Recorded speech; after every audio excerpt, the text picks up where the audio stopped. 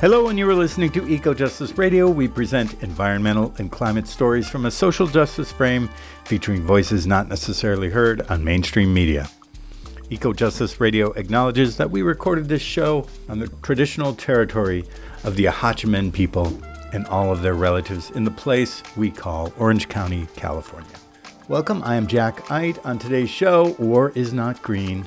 On the transition to a peace economy, we feature a conversation with Jodie Evans, co-founder and board member of Codepink, a feminist grassroots organization working to end U.S. warfare and imperialism, support peace and human rights initiatives, and redirect resources into healthcare, education, green jobs, and other life-affirming programs.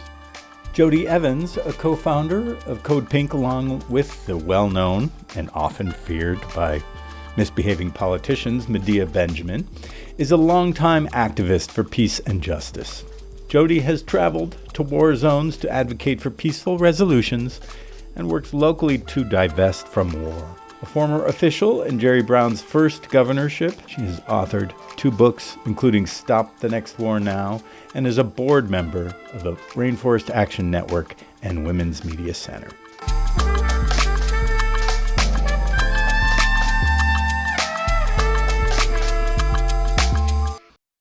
U.S. imperialism is directly connected to hundreds of millions of people's lives throughout the world. Capital accumulation and global inequality, climate change, fascism, the list goes on. The U.S. enforces its violent empire by maintaining almost 800 military bases around the world, despite what nice stories we all try to tell ourselves about this wonderful country we call the United States of America. Each one of these bases contaminates the soil, occupies land. Each base contributes to the U.S. military's project status as the #1 institutional polluter in the world, as it unleashes over 1 billion metric tons of CO2 in the atmosphere, as it destroys the built and natural environment wherever its boots touch the ground. Oh boy. In this episode, we engage with Jodie Evans from Codepink to explore the crucial relationship between war and environmental degradation. We break down the unfortunate realities created by what should be known as the war economy. That is what the U.S. is now and what we have now, what we live and breathe from. It's a war economy, folks.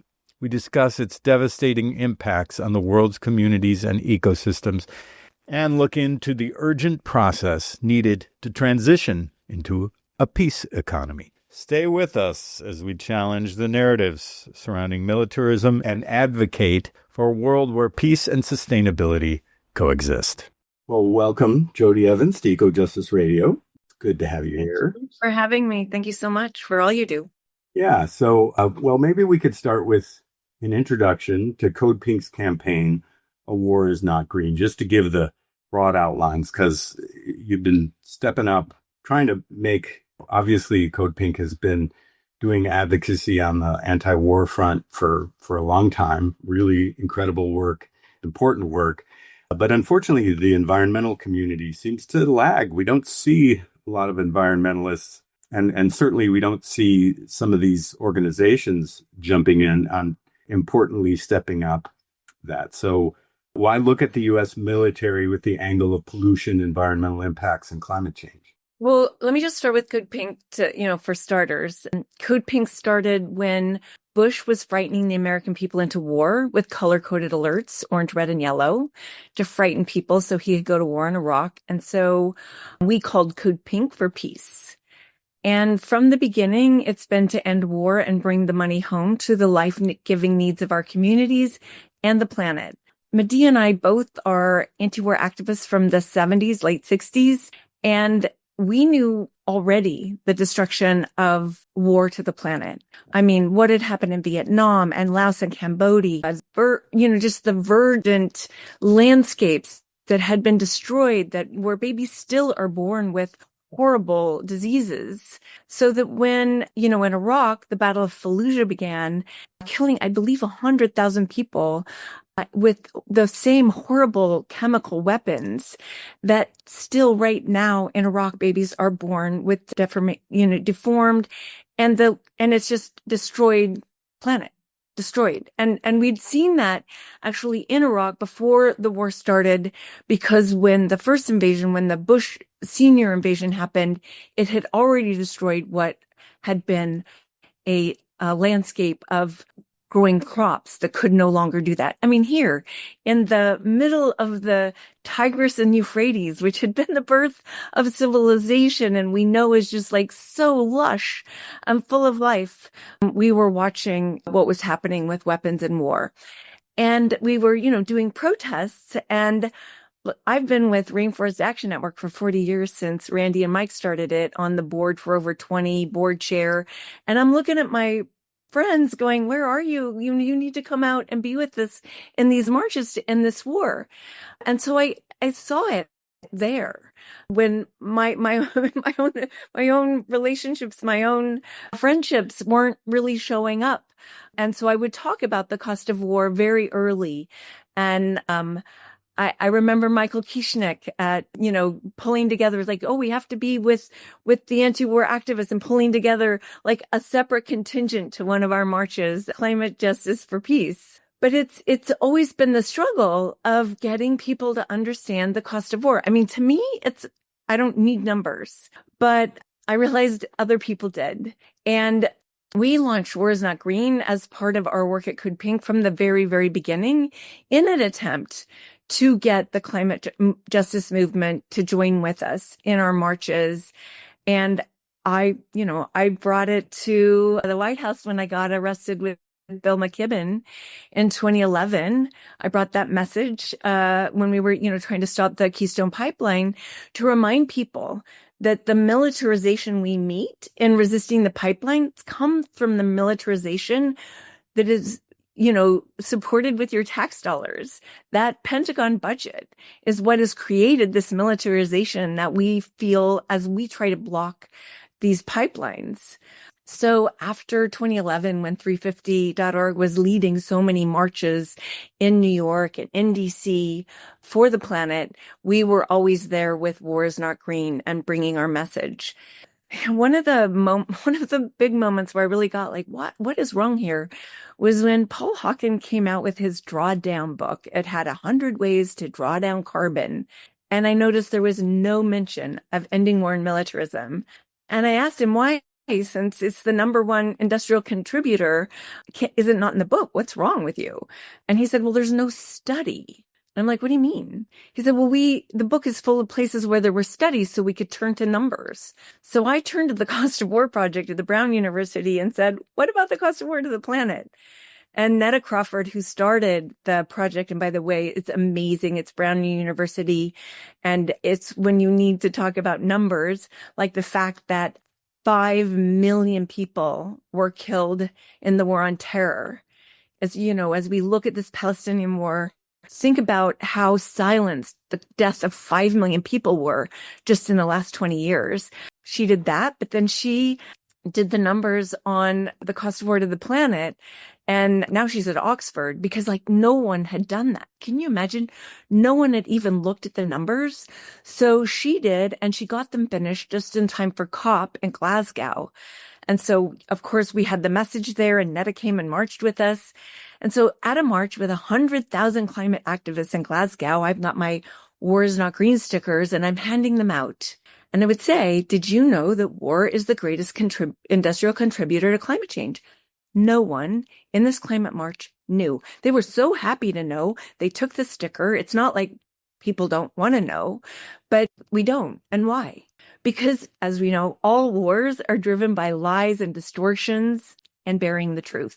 And this was an intentional burying of the truth by the United States of America at a COP, saying, no, we are going to hide these numbers. They're not going to be included in the count of the carbon footprint. So intentional dumbing down of the people, which we see all the time about every issue that matters to us. And people power is the only thing that has ever made real change. And that's why, from the anti-war movement, which gets 0.0000001% of philanthropic funding, we're turning to the climate movement to say we need to join together because we have a common cause to end war and militarism to save the planet. Which is why we have one of our current campaigns, which 350.org is one of the first people to sign on to, of yes, let's come together and let's say, end war.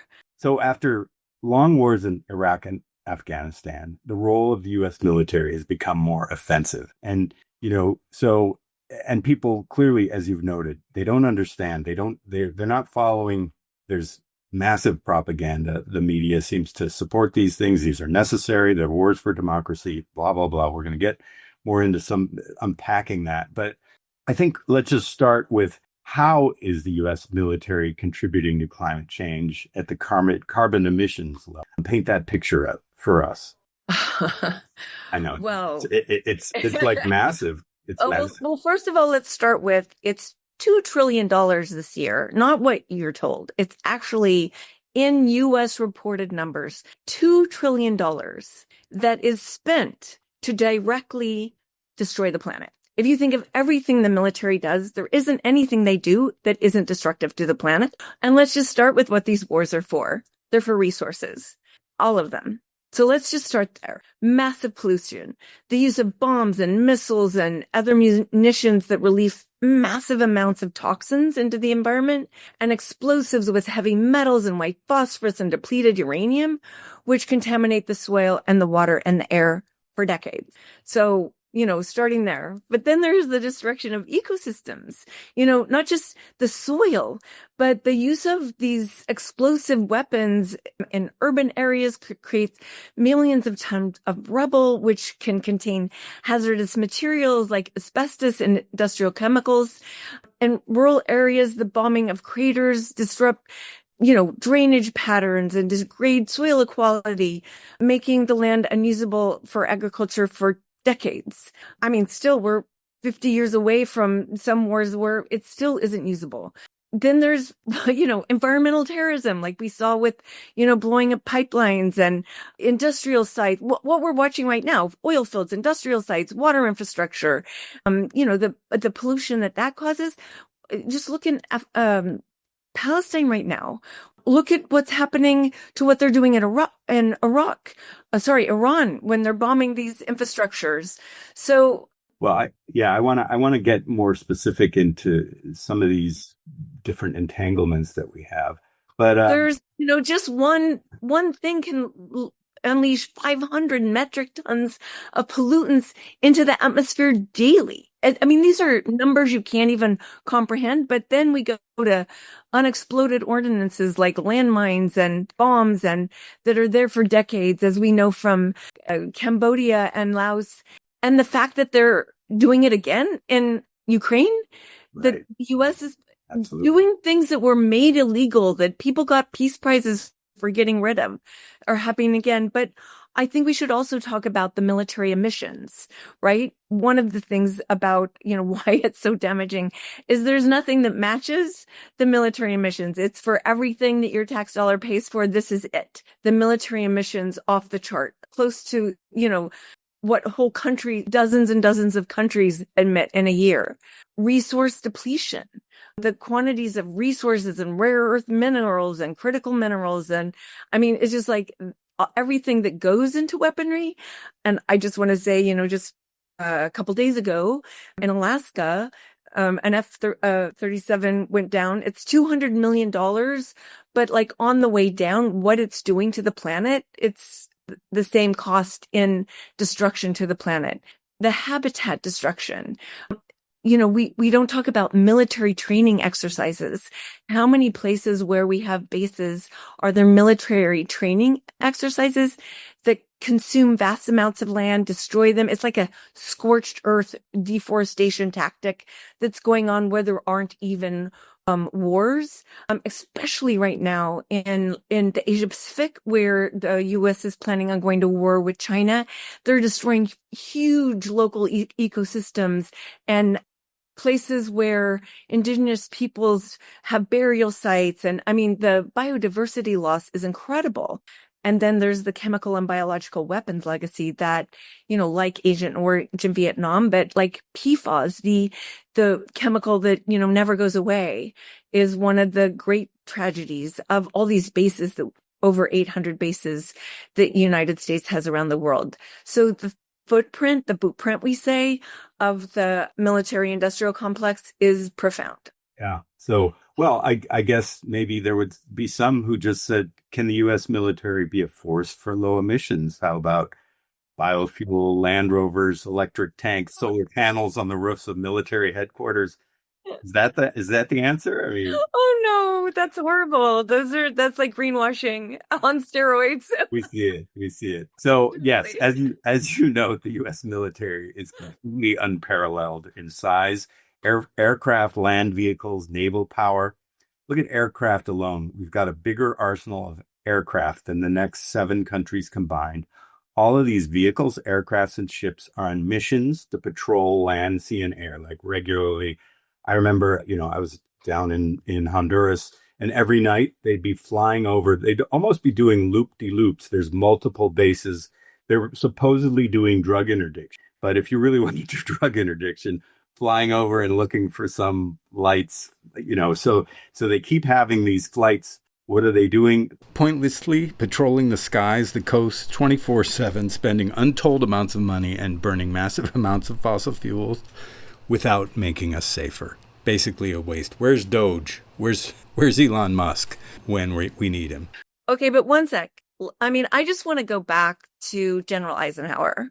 And, I went to North Korea with 35 women to walk across the DMZ for the reunification of the Koreas.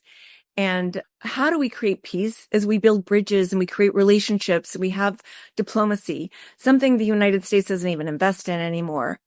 And I learned some really tragic things because I was clueless, like every American, about what happened in the Korea War.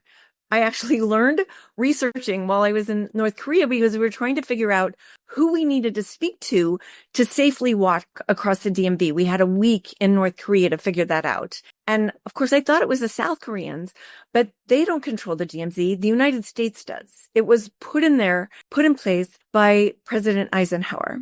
In my research, I found out that when he became president and learned about what had happened in North Korea, I just get choked up just even trying to tell this story, is that he started crying because it was so horrific. 80% casualties and a full-on destruction of everything that generals would testify to Congress saying there is nothing left to bomb. Can you imagine? Mm. And so he said, just stop it. And it took a while, and they just, in Washington, D.C., drew a line across Korea and said, this is North Korea and South Korea. After 80% casualties. Imagine. I mean, whenever somebody laughs at North Korea, I shame them. Like, who would you be? Who would you be if you had witnessed 80% casualties in the entire destruction? Well, we're watching that in Palestine again. We're watching it again. So while I was there and seeing this and learning about this, I really got to understand why President Eisenhower said, beware the military congressional industrial complex. We call it the military industrial complex, but he said the military congressional industrial complex. From then, it has been Congress benefiting from and driving wars. So what did he say to Kennedy when Kennedy became president? He said, your only job is to keep the brake on the military congressional industrial complex. And he got murdered for it. Yeah. So since then, it's been growing. But I mean, and World War II really didn't ever win. It didn't stop because the global war to end fascism, which is what the rest of the world calls it, and the countries that lost the most people, that's what they call it. I think 82 million people died in the global war to end fascism. But the heads of the United States and Britain spoke to each other and said, let's just let the communists and fascists kill each other. So the losses were most heavy in Russia and China, fighting fascism, while the United States was fueling Japan with 95% of their steel and oil to go after China. So that intention to get rid of communism never ended after D-Day.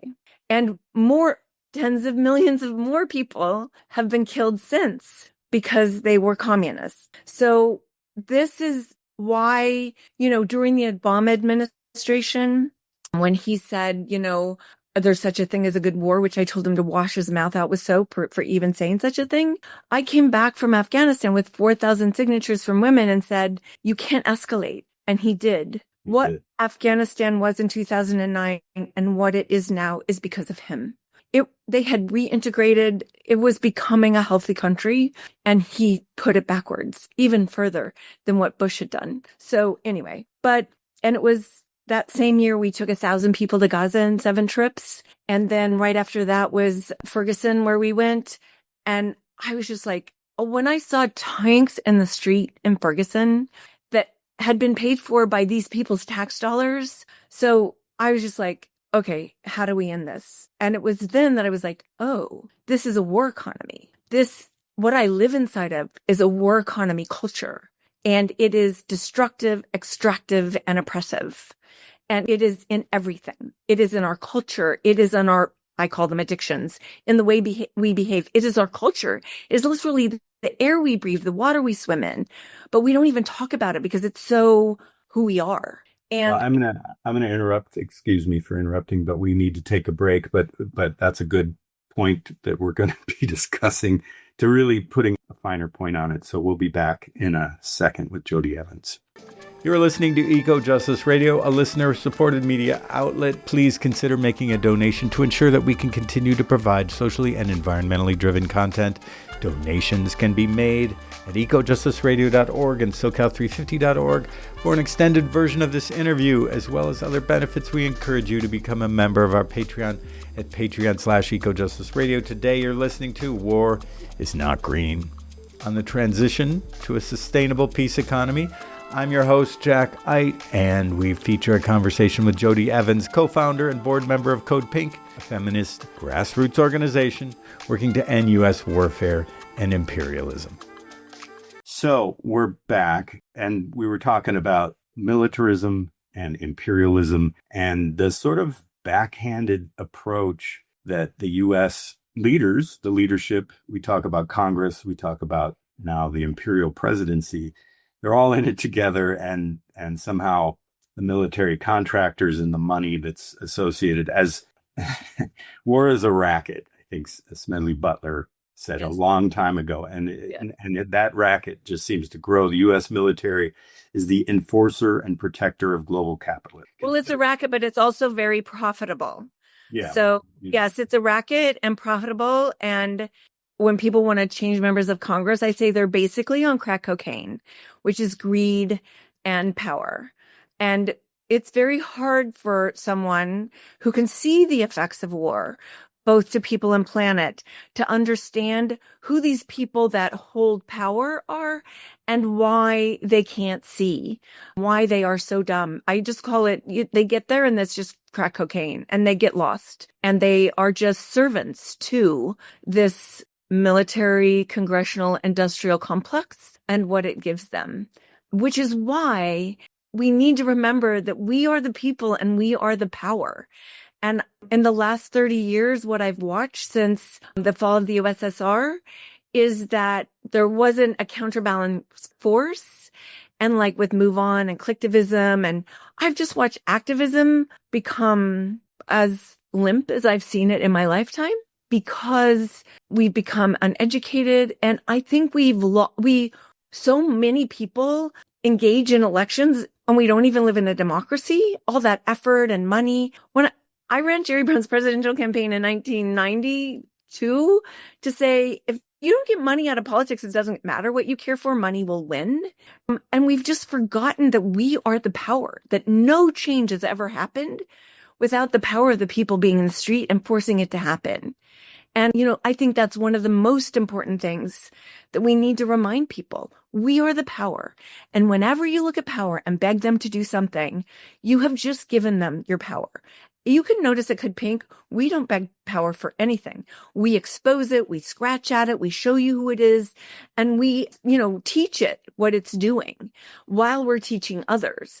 Because at Codepink, our motto is to educate, inspire, and activate. And if anything, I just want to pull people off of that, those insane, totally demoralized, totally immoral psychopaths, most of them that are holding power in our country, are empowered by us giving them power.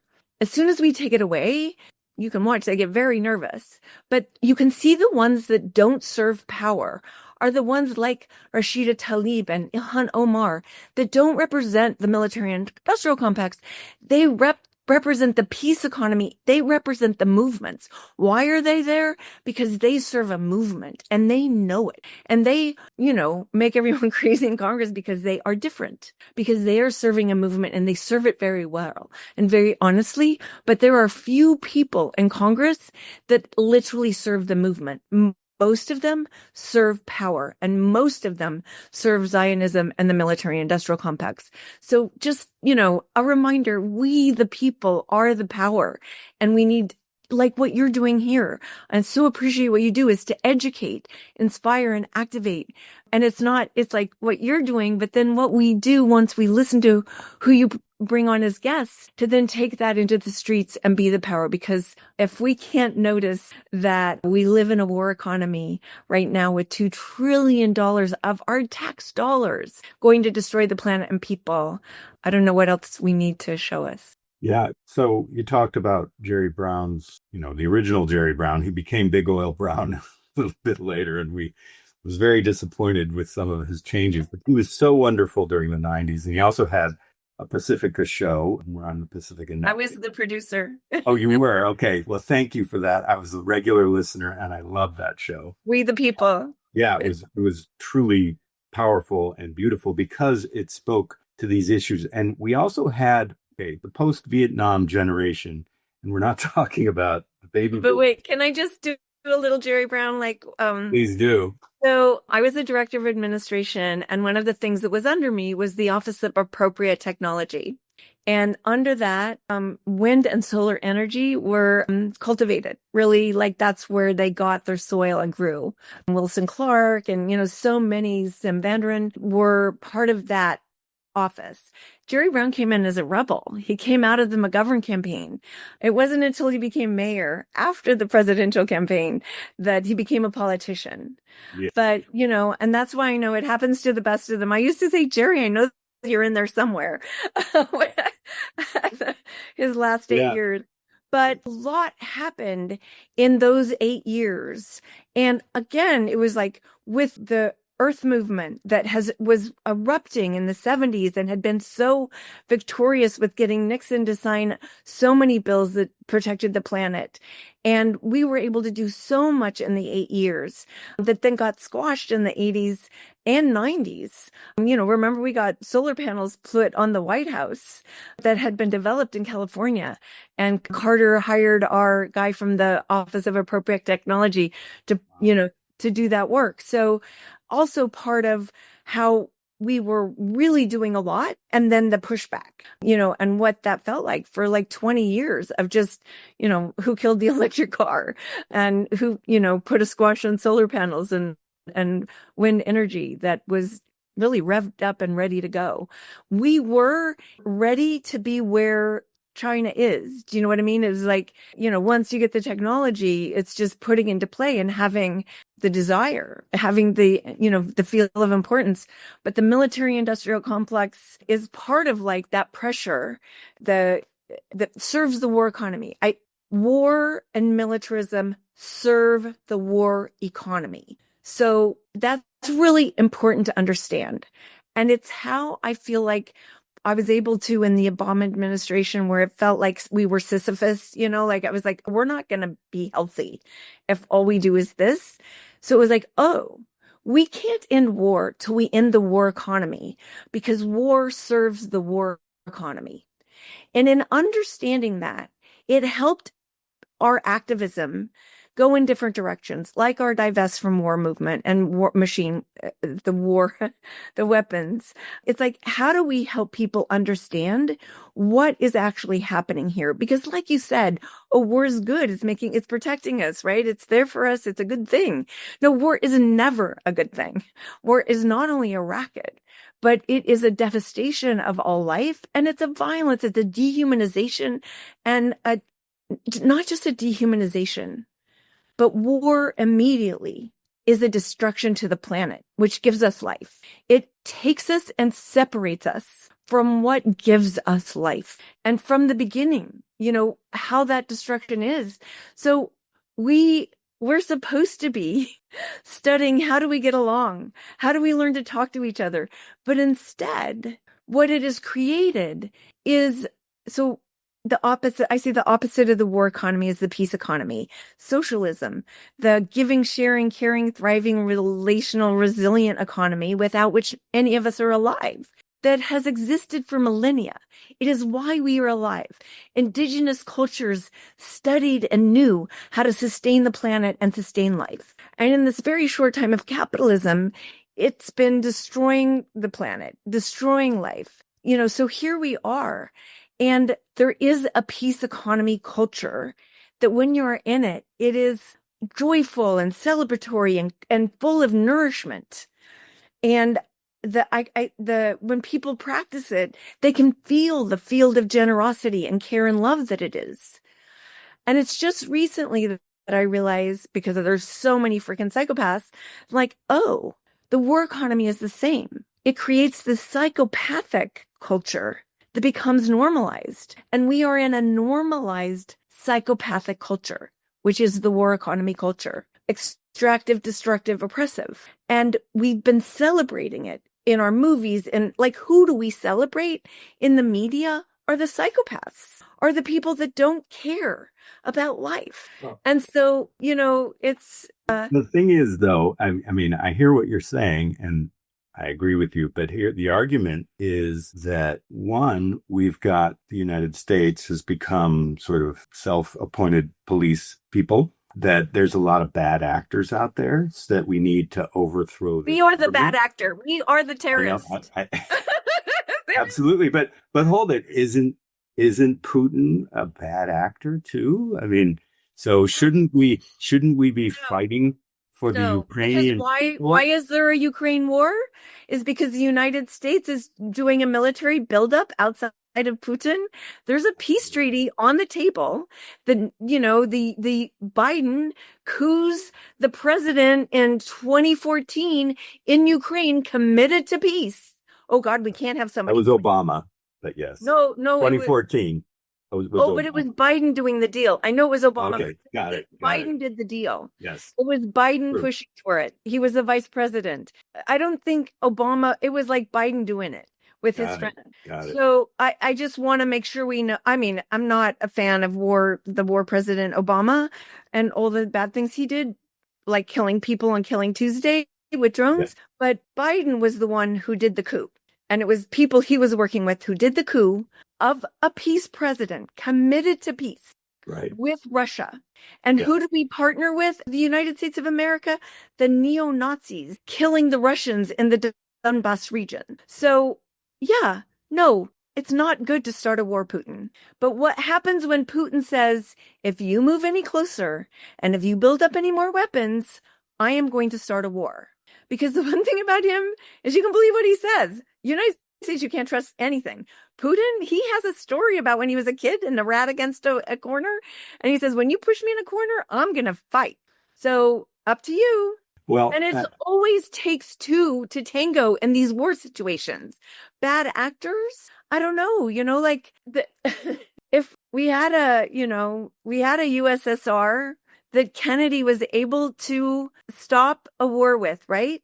Absolutely. Diplomacy, meeting, talking, agreeing, saving face, finding a way even to save face for the Russians. But unfortunately, a lot of the liberal environmentalists support this. They've bought on all the propaganda and really support that we have to fight to the last minute for Ukraine's territorial, whatever it is. But the reality is, this was the USSR just a short time ago. It's a new country, and the eastern regions are very much Russian speaking and Russian culture. And of course, there was the Minsk agreements that was a way. See, what we need is diplomacy. We need to work together as a global community to stop these type of things. And the Minsk agreements twice were overthrown and then, or undermined or just not even followed. And then something like the Minsk agreements was put forward in 2022 before this war broke out. And what happened? That the United States and their friends over in the United Kingdom said, nah, come on, we need to fight these guys. So, but Jack, we know all the people driving this war. They wanted a war. They want weapons. They are war hungry. They're really ugly and war criminals on steroids. They wanted this war. But, it's interesting to me that climate activists don't understand that when you send weapons, that's not diplomacy. That is going to kill Ukrainians. That is going to destroy the planet. Exactly. It's like, why not just stop the war? I mean, day 3 of this war, Putin was at the negotiating table to stop it. He didn't want it to go on. And Russians don't want Ukraine. They just want the Donbass region where the Russians are. They don't want Ukraine. The fact that people believe that Russia wants Ukraine is insane. Russia doesn't want Ukraine. Just wants the Donbass region. It's just like, but it's the diplomacy, Jack. It's like we all, if we live on this globe, need to learn to give along. But what happens is we have a weapons industry that is making the rich richer, a weapons industry that is so wasteful. But let me just tell you, now it is back on our streets. There are weapons on the streets of the United States that are weapons that belong in war. They are now turned on the people. And I live in Los Angeles, where, the National Guard came out, and those members of the National Guard are like, I did not sign up to go to war on my own people. We're watching something very devastating right now, where, there's now a whole movement like, don't turn your weapons on us, where veterans of wars are, speaking to those that are now enlisted about what's happening. So, but this would always be the end result of letting the military industrial complex get this big. This is creating this level of violence where war is the only answer. I started Codepink from knowing the war came home to my city in Watts. When Bush said, weapons of mass destruction, I was like, that's a lie. Just like the cops say you have a gun in the back of your pocket, I get to shoot you. I mean, it's no different. It's an innocent country, a socialist country, by the way, including Libya, which we bombed, was a socialist country that took care of its people, that wanted to give the oil profits to its people. Iran, which we couped in 1953 because it was a socialist government that wanted to give the profits of oil to its people. Shame on them. Petroleum. That the people should have. Yes, exactly. So it really, these wars are wars of empire. And I had a taxi driver when the Ukraine war started, and I was talking about the empire and the United States empire. And he said, don't Americans know that empires are stupid? Don't they watch Star Wars? I was like, oh, please, I'm going to steal it. Because that's the thing we don't understand when we live in the United States. Martin Luther King told us, we are the greatest purveyors of violence. We are the terrorists of the planet. And empires are stupid. We are the empire. We are stupid. I always tell people to go watch the Hunger Games. You're those ugly people on the other side. You're not the revolution. Very true. All you have to do is leave the country and talk to people right now. It's just like, do you understand how stupid you are and how stupid you look? Because the arrogance of an empire is really disgusting. And we've seen it in art over decades. And I'm like, that's now us. Well, it's like the bully on the street, can bully around for a while, but at a certain point, somebody's going to go and stop that bully. So we're going to take. We really don't. What we want is the people to stop it. And what's been interesting in the last few days is there was a call from, a military presence to go into Palestine, from the UN, which the United States controls. I'm like, we can't even get Netanyahu arrested. So you're going to send poor Nepalese to be fodder for Bibi? And it's moved into be diplomacy. It's moved into be, well, if we're willing to send Nepalese and fodder for BD, why can't we put our bodies on the line and stop these weapons from going in our countries? Like, why not start there? Why not start with getting our countries to stop sending anything to Israel? Our brains leap to weapons. We've been weaponized in our brain. Like, the only answer is a weapon in too many people's minds. Even in the way we talk to each other, even we don't know how to be present in a moment and respond instead of react. We don't know. Jodie, I'm going to interrupt. I'm sorry to interrupt again. We need to take a break, but we're going to come back and continue this discussion in just a second.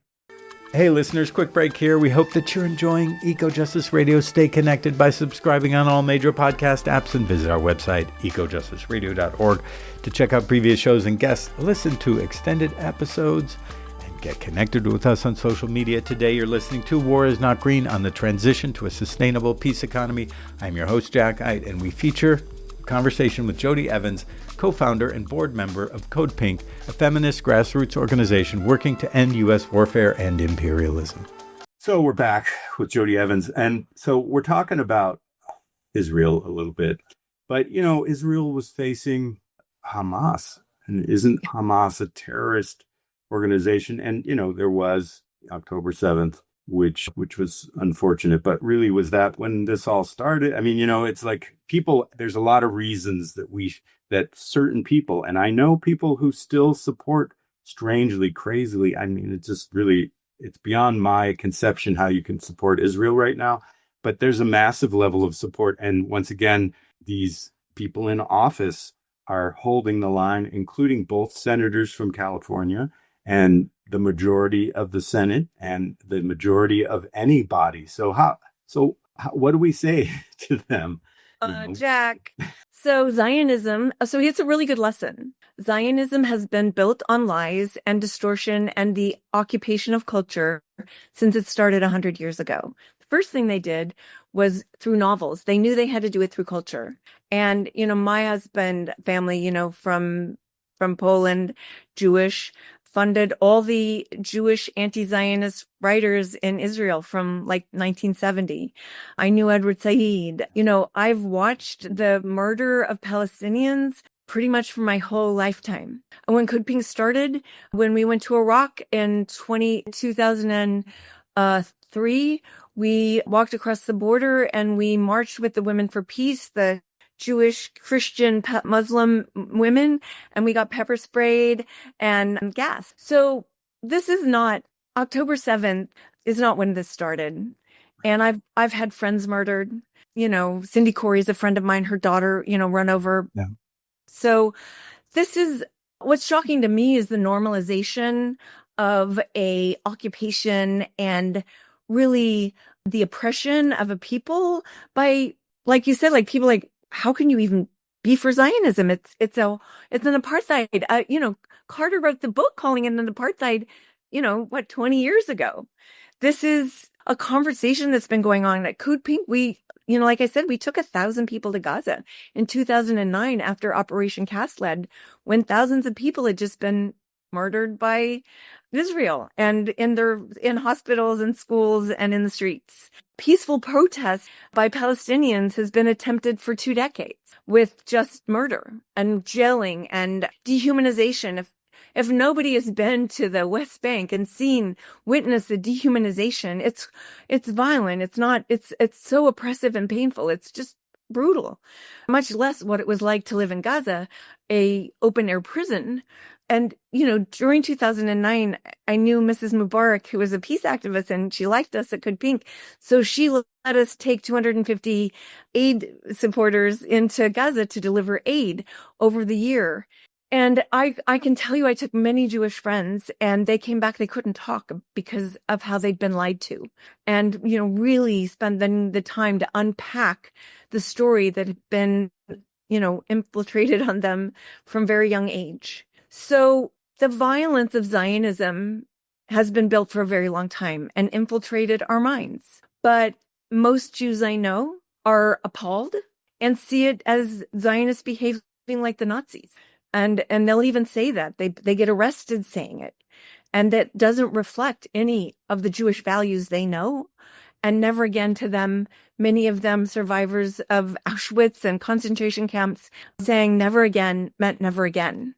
And we also are witnessing the banality of evil, which is people who, like you say, you can't imagine. They still think Zionism is okay. But we learned that from Hannah Arendt. So I just want to say, when you said a lot of people, the latest Gallup poll shows that 92% of Democrats are against Israel. Yeah, I saw that. So the people are not. The power is, and it is bought by Zionism, as we say at Codepink. We have a whole section where you can see who's bought by Zionism. And it is most members are bought by Zionism and the military industrial complex. They work together. We need to remember that the Iran-Iraq war was driven by Bibi, and the U.S. war on Iraq was driven by Bibi. Why did the war on Iraq happen? Because the Jewish members of Congress, all of them progressive, except for Palestine, were driving the war on Iraq. Congressman Berman, since, has come crying to me, saying he cannot sleep for what he did. But he was driven because he was bought by Zionism, working for Israel. So we need to know that all these wars have been the war in Libya. We have to know that it has been Bibi to take over the Middle East and destabilize anything that was power. That has been what $20 trillion has been poured into over the last 22 years and more. Add Syria and Lebanon to that. Yeah. So it's a lot of money. If you want to understand why you don't have healthcare, why there's homeless, like where all the infrastructure is. And now, because the United States is suffering with no industry and really rotting at the core, now the United States wants to go on war on China because China's GDP has risen to the level of the United States. But why? Because it doesn't go to war on people. It doesn't fund a huge military. It takes the money and it feeds the people. It's taken first of all, since 1970, it took 900 million people out of poverty. But, since 2014, it took the last 100 million, the hardest to get out of poverty. And do you know that a U.S. banker went to China, made a movie for PBS? How did China take everyone out of poverty? And do you know that CBS censored it? Wow. Because, the United States shouldn't know how we take people out of poverty or the fact that China did it. And now we see China leading the globe on lowering carbon emissions, on solar panels, I went to a city in China recently. The entire city there's no government-owned vehicle that isn't electric. So it's the Yeah, I mean, there are plenty of ways for environmentalists to criticize the Chinese building of infrastructure. They're building a lot of dams throughout Latin America. They're funding oil drilling. But the reality is they have a different theory of, if you want to call it empire, if you want to call it imperialism, but it's a different theory than the United States. They're not imperialists, because the way you're an imperialist is you have a military that holds your empire in place. Thank you. So you cannot call China an empire. Sorry. They have one base. It's in Djibouti, and it was requested by the United States because of the pirates. So one base. You can't be an imperialist because it takes a military to enforce your imperialism. Got it. Thank you. Careful there. Important distinction. And the Belt and Road Initiative is what we need. The Belt trade has always been what China does, and it's about peace. It's about connection. When you go to Xi'an, where the Silk Road started, it's full of every culture. It's the interweaving, the celebrating, the connective tissue, what we love about each other, that we're all connected and we can learn from each other. We can marvel in each other's arts and culture and value everything that we come up with. That's in Xi'an. That was the center of the silk trade that the Belt and Road Initiative is modeling. That when we trade, we get along. Dubrovnik never had a war because that's what it did. It traded. It was trading. Trading is how we learn to talk to each other, get along, because we need each other. We don't want to destroy each other because we recognize that we are all connected and we need each other. So The other thing I just want to say to imperialists in America, climate imperialists, that when you say to Africa, you can't do what you've done as an empire because it's bad for the planet, you are saying to poor people, you can't develop yourself. Only we can develop ourselves. And that's really not good. That's white imperialism. The only way I'd push back on that, there's a lot of indigenous people who do not support those governments who want to develop their lands. That's true. We've seen that a lot in Honduras with dam building, in Ecuador with oil drilling in the Yasuni National Park. I'm talking about Africa. I'm talking about Africa. Yeah. I agree in concept that, and you know, the rare earth mineral rush, that China is out in front of the world because they're smart about these things, and it's not all good. And, you know, there's a lot of problems with that's the war economy. That's capitalism. Yes. So that's capitalism, which China is definitely engaged in, just like the United States, just like Europe. That is capitalism. Their government is socialist. Our government is capitalist. So we have a war economy government. They have a peace economy government, but it's all driven by the war economy, which is capitalism. And capitalism is destructive, extractive, and oppressive. So yes, there's a lot of work to do there, but... Yeah, I hear you. So here's the thing. You've already sort of been talking about it in general terms. How do we get off the war economy in a way that might make sense for activism here? Because we need to build the voices to understand what it takes to speak out, because this is what we do. We've organized massive rallies. It's tough to organize anything against Trump, who wants to change the Department of Defense to the Department of War. He just wants to say what it is. But I appreciate his telling the truth. Exactly. So how do we speak out against this, and more about what the answer is, meaning the people? Cool. So there's two things. I have two parts of myself. I scratch at, shine a light on, and educate people about the war economy, from the presidency down to the corporations to the Congress. It's like a whole thing. It's the war economy. It operates together. And what we do at Codepink is we give people tools to help other people understand what it is so that they will be inspired to engage, because it's the engagement that's going to stop it. It's like, because to stop this is to cut the Pentagon. But, you know, these guys are owned by the Pentagon. So we have to keep educating people to build the movement, the people power to stop it. And it's not about elections. It's about that we show up and we make them so uncomfortable. You can look and see how uncomfortable we make members of Congress. They're so uncomfortable that they come after us with everything they have. So keep making them uncomfortable. Like, you know, the activists that just shut down Padilla's and Schiff's office this week on funding weapons for Palestine. So it's that level of uncomfortable is what we have to go back to. It's not collectivism. It's showing up with our bodies and saying no. And let me just say, you know, the members of Congress who've been so proudly Zionists are starting to be sheepishly walking away from it because they see the polls and they know they're on the wrong side. We, as the people, need to stay on the right side, need to be educated, need to be building. But the other thing is this war economy, it takes us in, it takes all the activism in, and it uses us. I call it parsley on the plate of their game. And we have to take ourselves off the plate of their game and be building a future.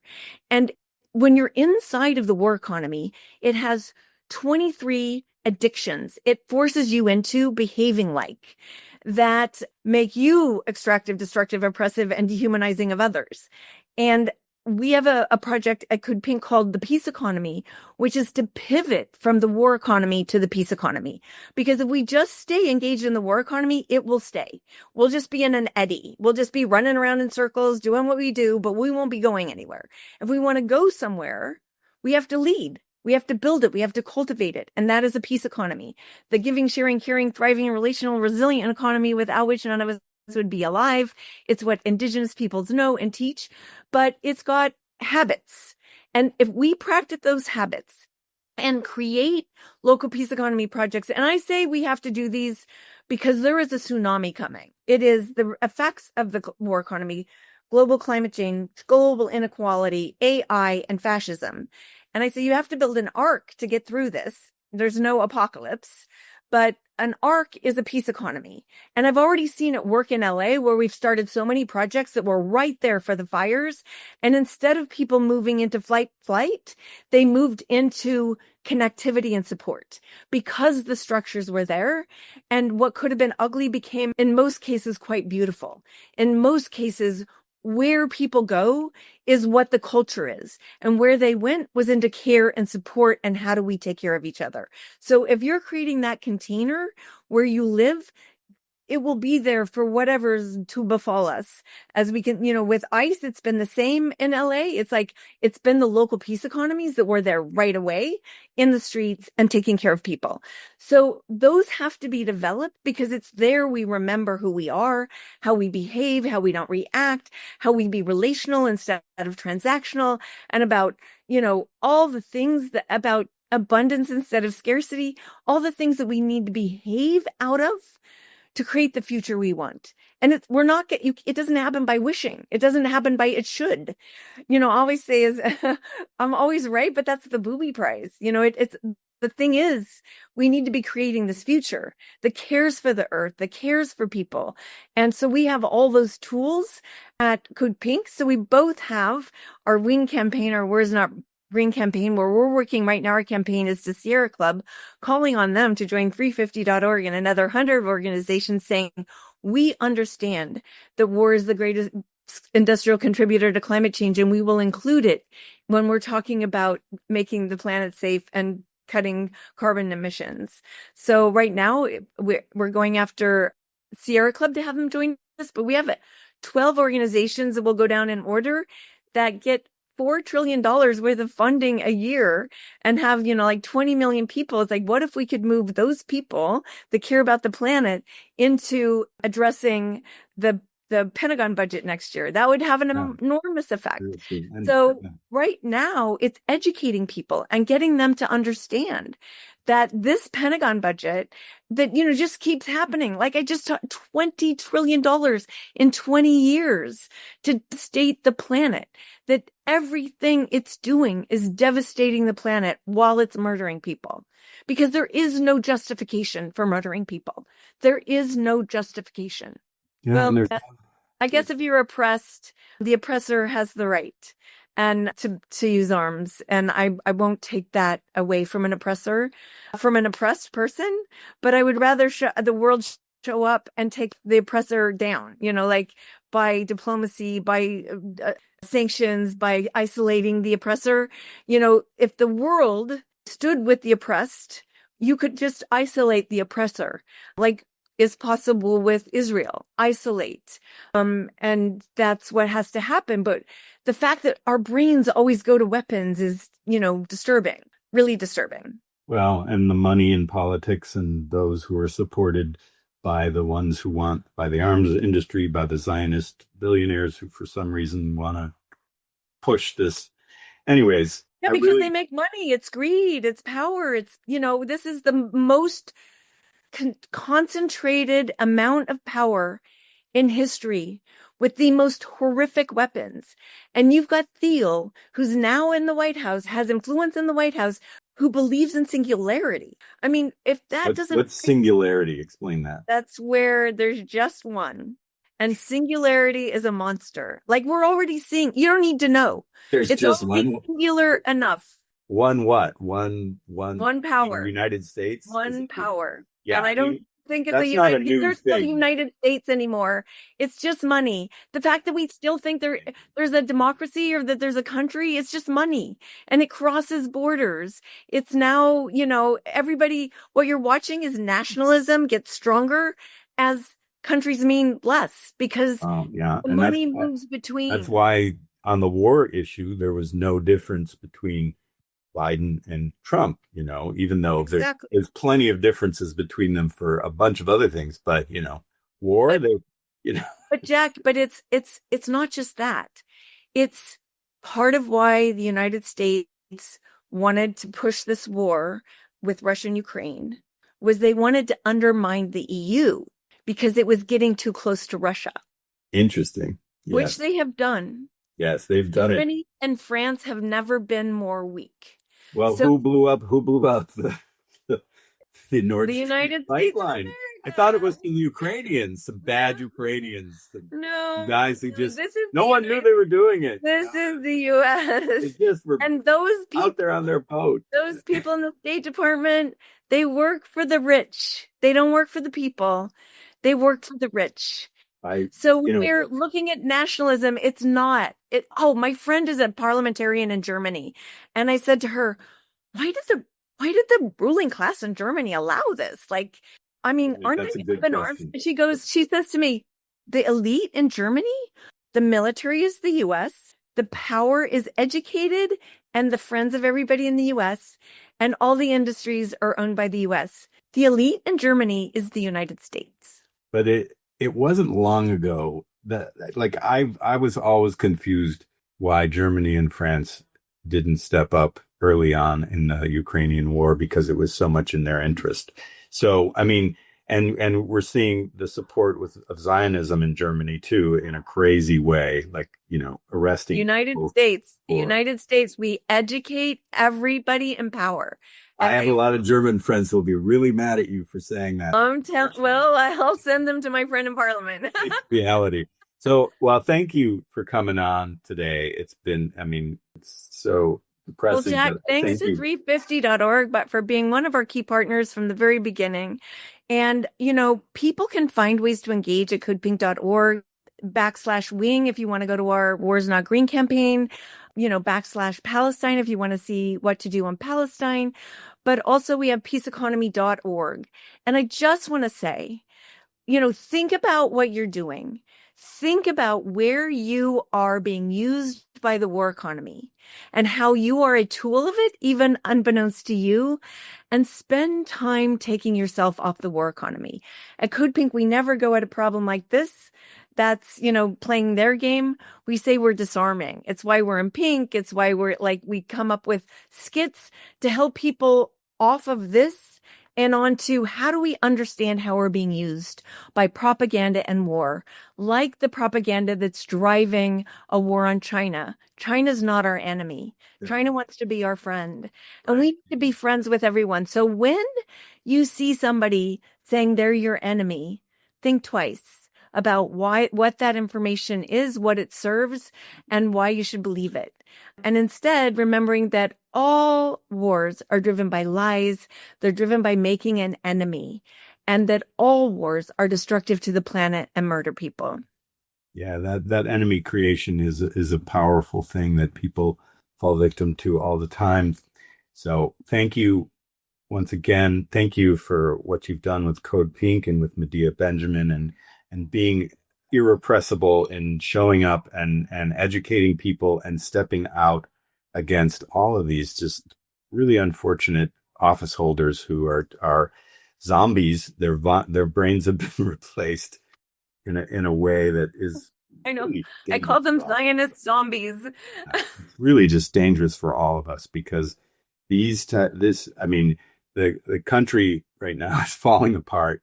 We're not investing in our own infrastructure. We're no longer protecting the environment. Even so-called liberals are repealing the environmental regulations because it's the fault of environmentalists when, it's the fault of capitalism, unfortunately, and, a system that is confused. So thank you for coming on Eco Justice Radio today. Really. Thanks for having me, Jack. See you in the streets. See you all in the streets. That's where we belong. This is not okay on any level.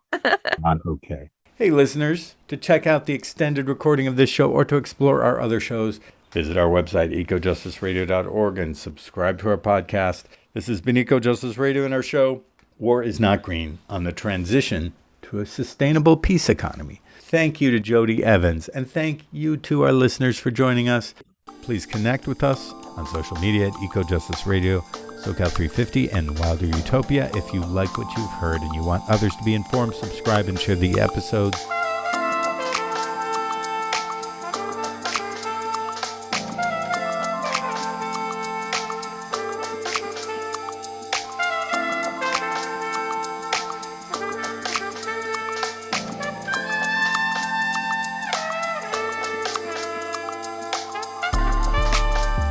You have been listening to Eco Justice Radio, a project of SoCal 350. Executive producer, myself, Jack Ite. Co-host, Carrie Kim. And engineer and original music by Blake Quake Beats. And until next time, remember, the power is yours.